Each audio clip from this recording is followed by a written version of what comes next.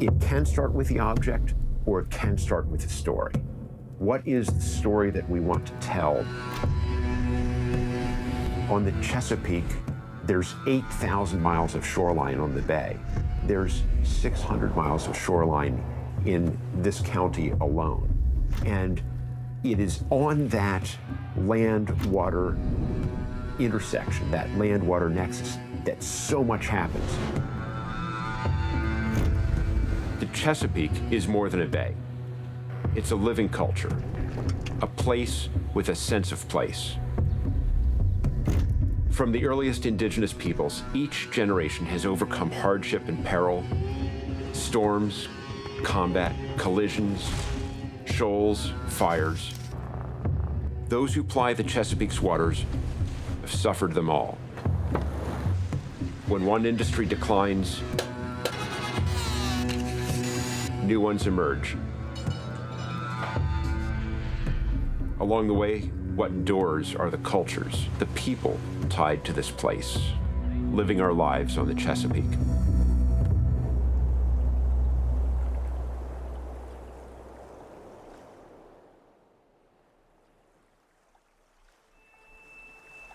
Chesapeake Bay Maritime Museum is located in this small town of St. Michaels, which has always been a one-industry town. It was founded around the time of the American Revolution as a shipbuilding town, producing fast schooners. And by the War of 1812, these became the blockade runners. These became the privateers that were serving as America's private navy during the War of 1812, that were built in towns including St. Michael's. So the curator's job is a little bit behind the scenes. I'm collecting for the future of the museum to help tell stories about people on the bay. I've dedicated my life to preserving history and to interpreting history and to telling stories, which then lays the groundwork for how we plan for the future. That is what the job of historical interpretation is really all about. We will collect ship models that are what you would call scale models. Beautiful, exact scale representations of a boat. By having an exact scale model, a detailed scale model, you can tell stories about that original vessel. Because we're always looking for the story, when we collect an object, it's so critical that we find the context for that object. People have been living here for 13,000, 14,000 years. Europeans, the English settlers in Virginia and Maryland, would soon discover that there were some pretty familiar things here. All of the species of fish and shellfish and waterfowl.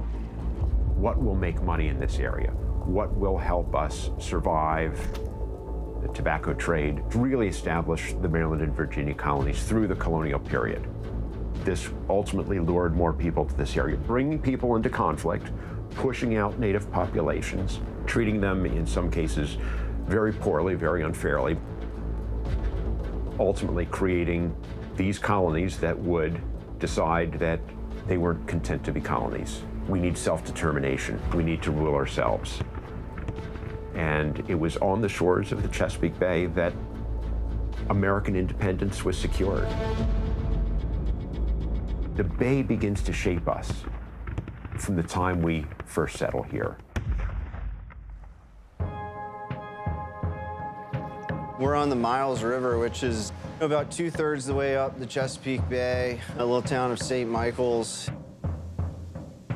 Our office is this gorgeous campus. It's 18 acres on the water, quaint little harbor that's a destination for, a lot of cruising boats. A lot of people still making their living off the water.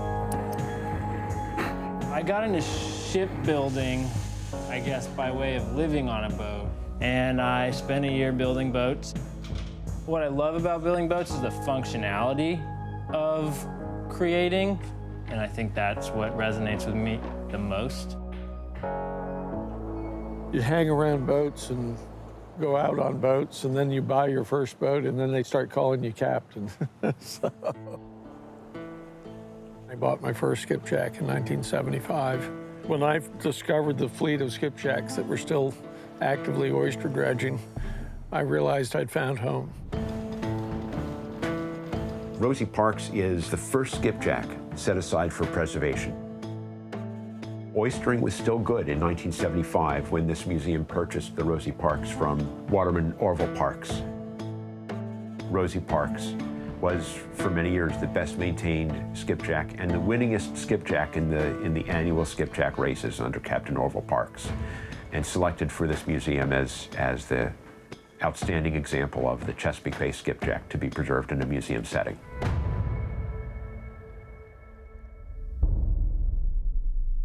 The project was announced that they were going to build a new replica of the Dove. I thought it was just such a great opportunity to use my skills and knowledge that I've gained over the years of rebuilding boats like this and schooners and small sailboats and so forth.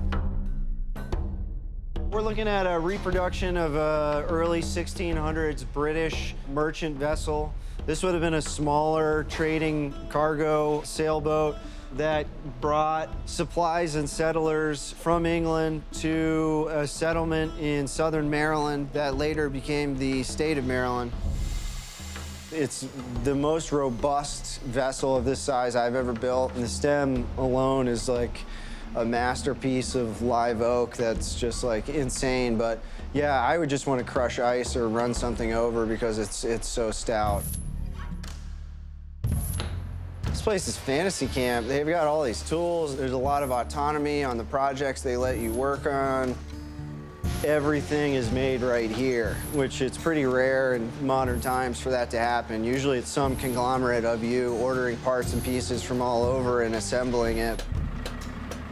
So we got our oak from a few different places, but most of it, we actually logged ourselves and either picked up trees that had already been taken down or took them down ourselves and then cut them into rough slabs on our sawmill. And then it'll be a bit closer to finally going in the boat. It's funny because I grew up in St. Michael's, and so I was coming to the Maritime Museum as a kid. Never really knew what went on in the shipyard side of things. And so I guess I was pretty surprised to find that there was as much, actual restoration and construction work going on here. I think my idea was that the museum was just a museum where things are put on display, and it wasn't really quite as much of a functioning piece of local history. Everything we do here at the museum, we're physically maintaining and taking care of some of these older crafts and keeping them so that in another 100 years, they will still be around when most of the other boats may not be here. You have a blend of men and women who've been doing this kind of work for their entire lives to brand new apprentices. The preservation aspect is very obvious in the care of historic artifacts like the boats that this shipyard looks after and all of the artifacts that the museum looks after.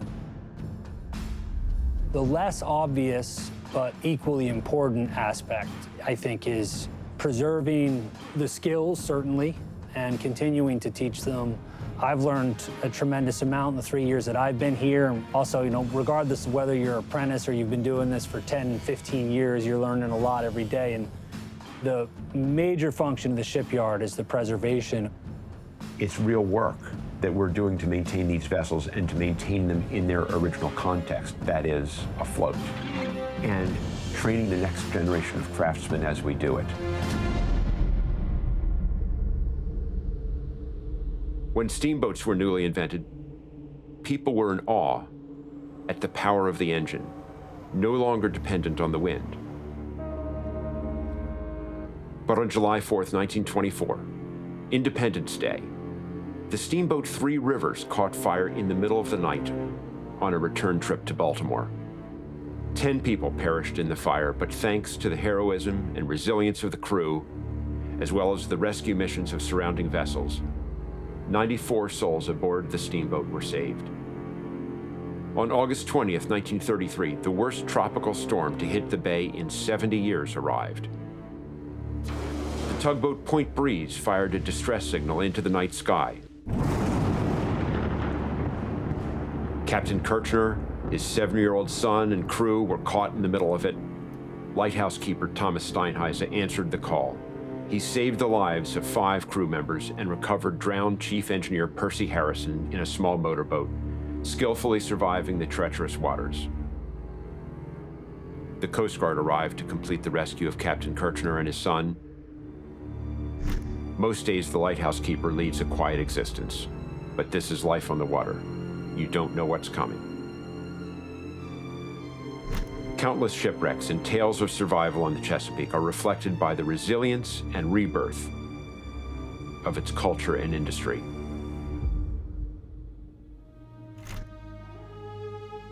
Here's one town that went from shipbuilding to seafood industries to tourism. A small town that has only ever had one industry at a time, but that remarkably has been able to reinvent itself twice over.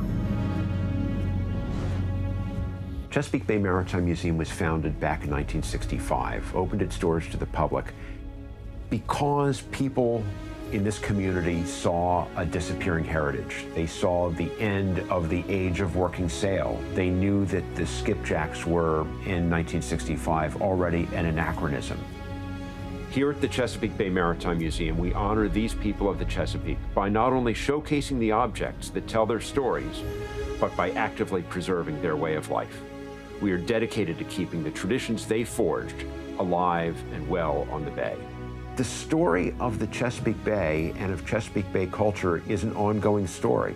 This is still a living culture that we're interpreting. We don't know the last chapter because it hasn't been written yet.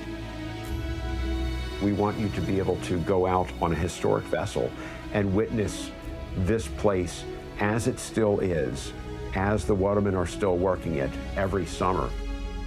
To be able to pull up a crab pot with your own hands, or to try your hand at nippering an oyster. You should be able to experience this because this is still a living story. The Chesapeake Bay shapes who we are and who we understand ourselves to be.